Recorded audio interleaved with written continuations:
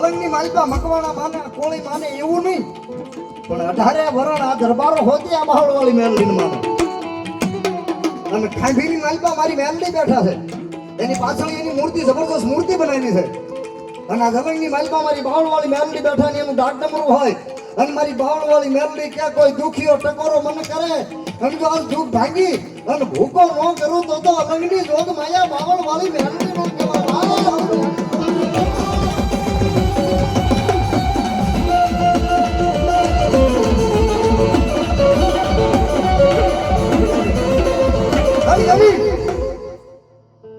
મારી જોગમાં આ બાવળવાળી મેલડી આવ્યા છે ત્યારે 1-2 મિનિટ સાંભળજો મને ભાઈ.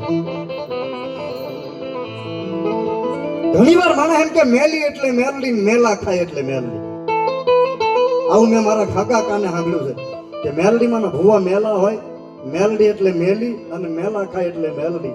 પણ કોઈ મેલી મેલડી કે મારી સામે લાવજો, મારે જવાબ દેવો છે કે મેલડી કોણ છે ને મેલડી કેમ પ્રગટ થયા છે બાબુ. ઈ તલભાર મેલી નથી, પણ શિવ કથા ભૌમનીતિ પુરાણમાં ગણપતરામ બાપુએ માતાજીનો માંડવો લખ્યો. પ્રથમ પેલો માંડવો કોણે કર્યો હતો? અને મેલડીનું પ્રાગટ્ય લખ્યું છે અને માં ગાત્રાનું પ્રાગટ્ય લખ્યું છે કે આ પ્રગટ કઈ રીતે થયા છે. સમય મળશે તમને કોકની વાત કરીશું. પણ એક ખાલી ચોપાઈ લખી, ચોપાઈની મારી આખો મરમ આવી ગયો કે મેલી મેલી સૌ કહે મેલી નહીં તલભાર, તું તો સારે દેશમાં આપે લડી તેથી નામ ધર્યું હું મેલડી બાપ. આખો મર્મ આવી ગયો. પણ સાંભળજો, એક સરા પાદરમાં વાણિયાનું કાંડું પકડ્યું છે ને આંબા ખીમાની મેલડી કહેવાય.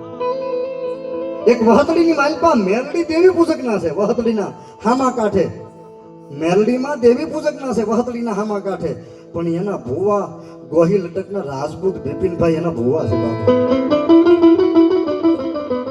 અરે બાપ, એક જહદન આટકોટ રોડ ઉપર ગઢડિયાની આકાશી મેલડી રોડની વચ્ચે બેઠા છે. અરે બાપ, ન્યાય ક્યાંય નો જાવ તો શિહોર તાબેનું હર ને હકવદર એક રામપરાના ભૂરિયા વર્ડની માં મેલડી બેઠા છે. અરે અહીંયા ભાવનગર તળાજા હાઈવે ઉપર ગંગાજળિયા ગોહિલ દરબારો જેને માને ઈ મારી લાકડિયાના કાળિયા કુવાની મેલડી બેઠા છે. અરે ભાવનગરની માલપા જાવ, અબજો રૂપિયાની જમીન, અબજો રૂપિયાની જેની કિંમત. એ ભાવનગરની માલપા કાળિયા બીડ કોનું? એ વખતે ખાલી બાવળની કાંઈ હતી, મકાન કે પ્લોટ કેવો હોય ને. પણ મેં ઈ કાળિયું બીડ કોનું? તો એક જ વાત આવે, મારી કાળુ કંટારિયાની કાળિયા બીડની મેલડીનું કાળિયું બીડ છે. ઈ મારી જોગમાં મેલડી આવે. 1 મિનિટ મને સાંભળજો. મેલડી કોણ છે? આ બાવળવાળી મેલડી કોણ છે? ભાવનગર થી માંડીને રાજકોટનો હાઈવે રોડ, 1-2 મિનિટ ખાલી સાંભળજો. અને રાજકોટના હાઈવે રોડ પર ઢસા ગામ છે, ઢસા જંકશન. ઈ ઢસાની પાસે એક જલાલપર માંડવા કરીને ગામ છે બાબા, જલાલપર માંડવા. અને માંડવાની માલપા જાતે કોળી, અટક જેનું લાખો, અટક જેની મોરી અને નામ જેનું લાખો મોરી, લાખો નામ, કોળીનો દીકરો.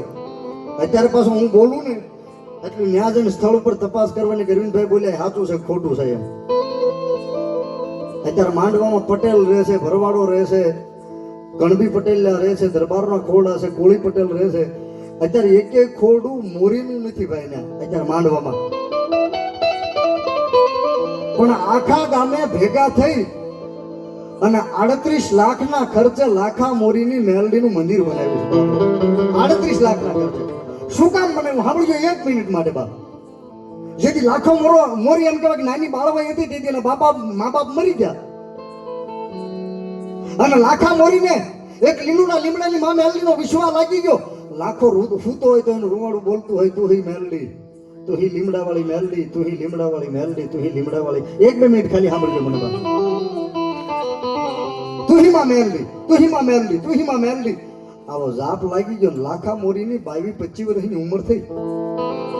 પછી તો શું થયું કે ગામ પરગામથી કોઈ ગાંડા હોય તો લાખા મોરીની મેલડી ગાંડા હાજા કરે. અરે બાપ, કોઈને કારણ હોય તો લાખા મોરીની મેલડી કારણને કાઢી મોલે 12 ગામની માલપા એનું નામ બોલાવવા મળ્યું બાબો.